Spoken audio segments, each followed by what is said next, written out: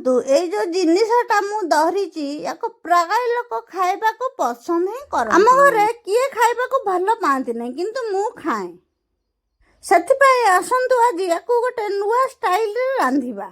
ଦେଖନ୍ତୁ କୁନ୍ଦୁରିଟାକୁ ମୁଁ ଯୋଉ ପ୍ରକାର ଷ୍ଟାଇଲରେ କାଟିଛି ଆପଣମାନେ ସେଇଭଳିଆ କାଟିକି ଧୋଇକରି ରଖିବେ। ତାପରେ ସେଥିରେ 2ଟା ଆଳୁ ମଧ୍ୟ ପକେଇଲି, କାଟିକରି ଧୋଇକରି ରଖିଲି। ସେଥିରେ ଦବା ପାଇଁ ମସଲା ପ୍ରସ୍ତୁତ କଲି, ଯେମିତିକି ଗ୍ରାଇଣ୍ଡର ଜାରରେ ଟିକେ କାଜୁ ବାଦାମ, ଚିନା ବାଦାମ, ତା ସାଙ୍ଗେ ଜିରା ଗୁଣ୍ଡ, ଧଣିଆ ଗୁଣ୍ଡ, ବେସନ, ଶୁଖିଲା ଲଙ୍କା ଦେଇ ଭଲ ଭାବରେ ତାକୁ ପେଷ୍ଟ କରି ରଖିଲି। ତାପରେ ଗ୍ୟାସରେ କଢ଼େଇ ବସେଇ ସେଥିରେ ତେଲ ଦେଲି। ତେଲ ଦେଇ କାଟି ରଖିଥିବା କୁନ୍ଦୁରିକି ଭଲ ଭାବରେ ଭାଜି, ସେଇ ତେଲରେ ଆଳୁ ମଧ୍ୟ ଭଲ ଭାବରେ ଭାଜି କରି କାଢିଲି। ତାପରେ ସେଇ କଢ଼େଇରେ ଆଉ ଟିକେ ତେଲ ଦେଇ ସେଥିରେ ଟିକେ ଜିରା ଦେଲି, ତା ସାଙ୍ଗରେ ହଳଦୀ ପକେଇ ଟମାଟର ପକେଇ ଭଲ ଭାବରେ ସିଝିଗଲା ପରେ ରଖିଥିବା ବାଟଣକୁ ସେଥିରେ ଦେଇ ତାଥିରେ ଭଲ ଭାବରେ କଷିଲି। ସେଥିରେ ଲଙ୍କା ଗୁଣ୍ଡ ମଧ୍ୟ ଟିକେ ଦେଲି, ଆଉ ଗରମ ମସଲା ମଧ୍ୟ ଦେଲି। ଭଲ ଭାବରେ କଷିଗଲା ପରେ ଫ୍ରେଶ ଦହି 2 ଚାମଚ ସେଥିରେ ପକେଇଲି। କାହିଁକି ନା ଏଟା ପିଆଜ ରସୁଣରେ କରୁନାହିଁ ତ, ସେଥିପାଇଁ ଟିକେ ଦହି ଦେଲି। ଦହି ଦେଲେ ତାର ଟେଷ୍ଟଟା ବହୁତ ଭଲ ଆସିବ। ବାଟଣ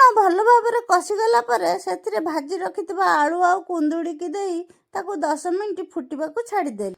ଏବେ ଆମର ପ୍ରସ୍ତୁତ ହେଇଗଲା କୁନ୍ଦୁରି ଆଳୁ ବେସର। ଆକୁ ଆପଣ ଭାତ କିମ୍ବା ରୁଟିରେ ଖାଇ ଦେଖନ୍ତୁ, ଭାରି ଟେଷ୍ଟ ହେଇଛି।